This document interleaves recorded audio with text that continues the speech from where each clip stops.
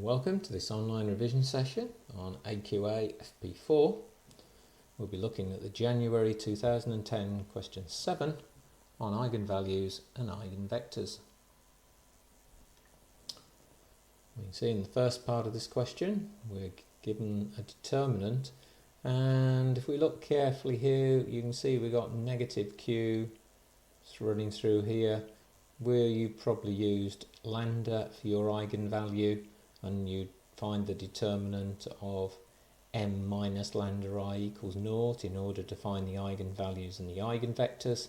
So this first part of the question is helping you on the way. Second part then has something to do with eigenvectors and eigenvalues and finding the eigenvectors corresponding to the eigenvalues. And then the last part just has something to do with a transformation and an appropriate invariant line. Well, let's start with the first part of this question then. We're given this determinant, and the first part we've got to use row operations on the first two rows to show that 4 minus q is a factor. Well, we can see here that if we add row 1 and row 2 together, that 16 minus q add negative 12 will give us 4 minus q. And it's no surprise that the second one will do the same, and in the third entry the 7 and the negative 7 cancel. So we're going to do, if we call this row 1 and this row 2, what we're going to do in the first part is we're going to do row 1 plus row 2. We know that does not change the determinant, but it certainly will help us with what we require. So this will become 4 minus q, 4 minus q, and then 0. Second row will still be the same, and the third row will still be the same. And now we can see that the 4 minus q is a factor in the top row, so we can take that out as the factor.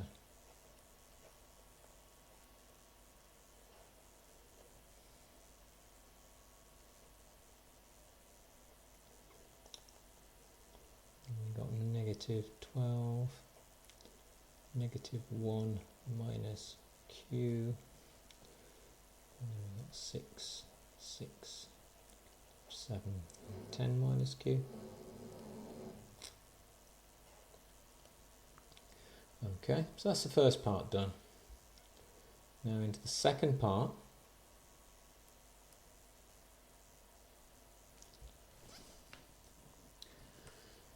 We've got to find the other three linear factors for this determinant. So we need to look again at some row operations that might create zeros and also create some of the factors we require. So we can see here we got 1 and 1 and 6 and 6. So if I take column 2 away from column 1, so it's going to be column 1 minus column 2, then my determinant is going to become 0. Apologies, 0. Then I've got negative 12, take away negative 1 minus q, so that's going to become q minus 11, 0. And then this will still be the same as will the last column. And now you can see that 11 minus q is a factor. And I should have had the 4 minus q in the front of that still, shouldn't I? So now my factors are 4 minus q, 11 minus q, times 0, 1, 0, 1, negative 1 minus q, 6, 0, negative 7, 10, minus q. And so to finish off with, I can now work out this determinant, either expand it by the top row or the first column, totally up to you, and you get 4 minus q, 11 minus q, and then what are we going to get? Well, we're going to get 1 times 10 minus q, 6 times 0, so that's 10 minus q, and it's 1 times that, but we then have to remember our grid, so this is plus, minus, plus, so this would become q minus 10. Okay, so there are my 3 factors. Well, where are we going to get the marks? Well, we'll get a method mark in the first part for doing the R1 minus R2, and for then showing correctly that we have this factor of 4 minus q. And then in part 2, again we'll get a method mark for doing something appropriate with reducing that first column, and then an accuracy mark for then obtaining that factor from out of there, and then another method mark working out the third factor, and an accuracy mark for actually getting the correct third factor in there. Okay, part 2 of the question then. In B, it says M is equal to this matrix. You've got to verify that 2, 5, negative 7 is an eigenvector. So if you remember, for it to be an eigenvector, M times whatever the vector is will equal the value of lambda times that vector. That's the definition of our eigenvector and an eigenvalue.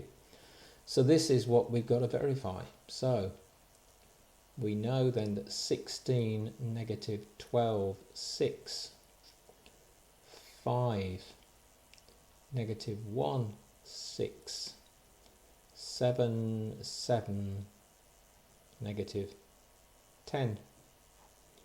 We got to multiply it by 2, 5, negative 7, and that gives us 2 times 16, 5 times 5, so that's 32 and 25, and 7 times that gives us negative 49. Add those up and you get 8. 2 times negative 12, negative 1 times the 5 is negative 5, and then you've got plus 49 this time, so that gives us 20. And then finally we've got 2 times 12 and 5 times, 2 times 6 and 5 times 6, so that's 12 and 30, which is 42, and this time we've got to take away 70, so that gives us negative 28. And you can see therefore that this is 4 lots of that original vector. So that is telling us that lambda is equal to 4. Now this is where we need to do a bit of joined up thinking, because if we look back at the determinant that we had in the first place, you can see that one of our values that makes this determinant 0 is when q equals 4, in other words when lambda equals 4. So 11 and 10 are also our eigen values for this setup. Okay, so we immediately know what the other 2 eigenvalues are. So we can say that lambda 2 is equal to 10 and lambda 3 is equal to 11. So if we put those back into that original matrix that we had, we then have the appropriate equations. So if we look back, if we put 10 into here, you can see we will get 6, 5, 7, negative 12, negative 11, negative 7, and 6, 6, 0. And so we can write down our three equations that must be true. That 6x plus 5y plus 7z is equal to 0. And then the next one is negative 12x minus 11y minus 7z equals 0. And then 6x plus 6y plus no z equals 0. So you can immediately see from that bottom line that y must equal negative x.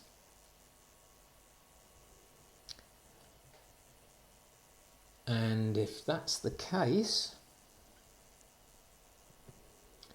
then we know what z must be.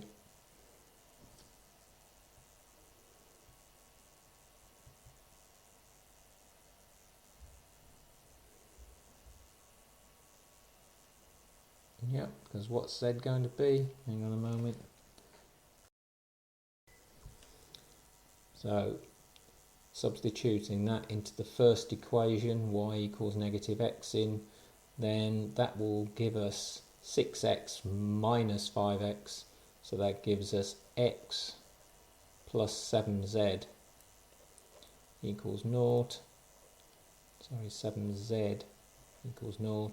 So that implies that z must equal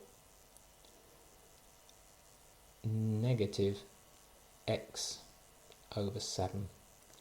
So our eigenvector we could define as being,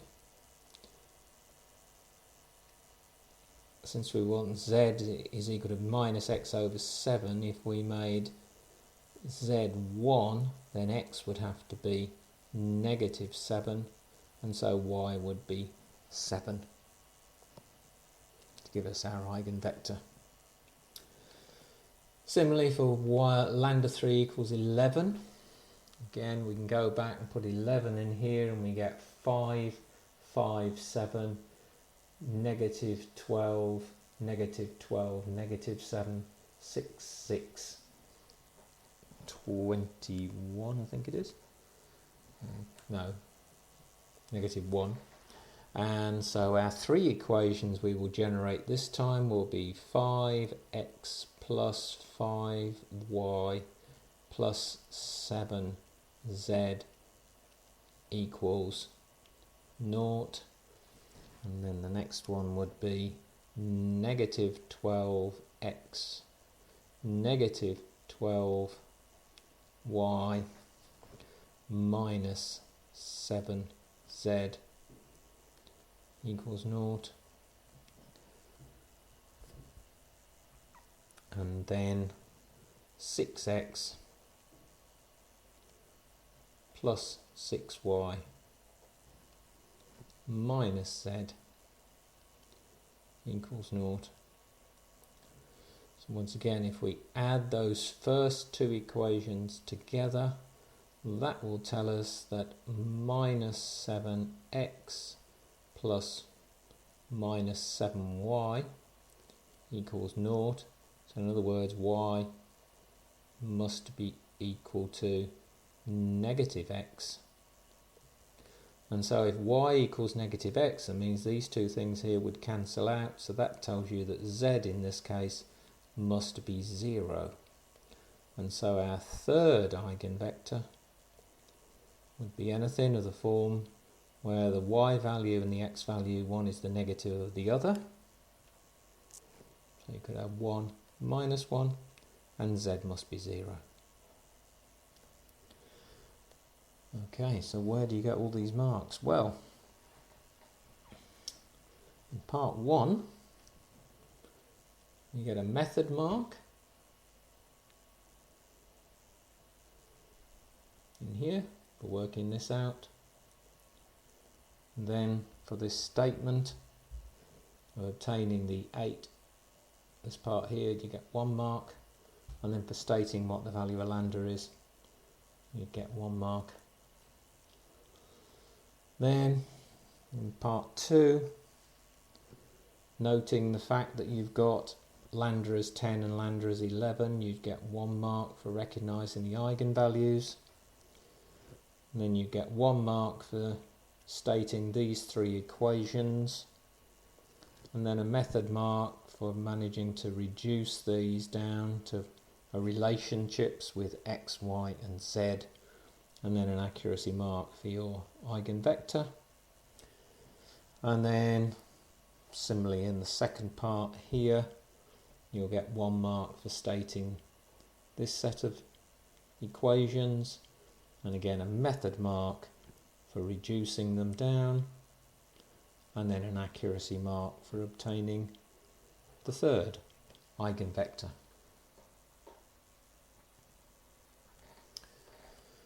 Finally, it says the transformation T as a matrix M, write down the Cartesian equation for any one of those invariant lines.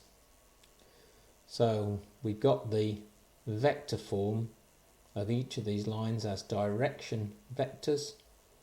So in other words, to write down the Cartesian equation, we'd have to do the x minus a suitable value of the position vector of a point that you know. Well, you know that the line passes through the origin, so in this case it's just going to be x minus 0 over the x coefficient, or so the x component of the eigenvector, so this will be x over 2, so this will equal y minus 0 again because it passes through the origin over 5, and similarly the last one would then be z over negative 7. You could of course have used the second eigenvector, or we could use the third one. And the third one, you just got to be careful to realise that z is always 0, so all you would get is that x over 1 equals y over minus 1, or in other words x equals minus y, and then z would equal 0. So again, it's 1 method mark for having something appropriate in terms of being a Cartesian equation, and then 1 mark for the accuracy of it. Well, hopefully you found that solution useful. For further support for your maths studies, please go to the Further Maths Support Programme website.